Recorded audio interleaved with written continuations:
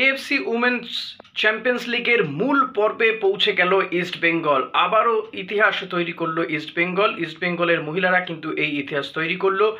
কম্বোডিয়াতে তারা হংকংয়ের কিটসি এসসিকে তারা প্রথমার্ধ পর্যন্ত তারা জিতছিল, কিন্তু পরবর্তীতে 59 মিনিটে মোভি তাদের গোল করে। এক গোলে ড্র হয় ম্যাচটা। ড্র করলেই ইস্টবেঙ্গল মূল পর্বে পৌঁছে যেত, কারণ প্রথম ম্যাচ ইস্টবেঙ্গল জিতেছিল।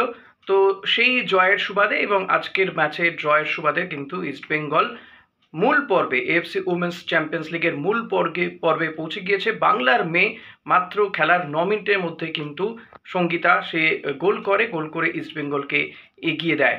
তো এটা নিঃসন্দেহে বড় খবর এই মুহূর্তে ইস্টবেঙ্গল সমর্থকদের জন্য। অনেকেই বলছিলেন খেলা তারা দেখতে পাচ্ছিলেন না। রেজাল্টটা জানিয়ে দিলাম। মূল পর্বে এএফসি উমেন্স চ্যাম্পিয়ন্স লিগের মূল পর্বে পৌঁছে গেল ইস্টবেঙ্গল। বাংলার মেয়ের হাত ধরে বলা যেতে পারে ইস্টবেঙ্গল পৌঁছে গেল মূল পর্বে। নিঃসন্দেহে বড় খবর এই মুহূর্তে অন্যতম। Thank you.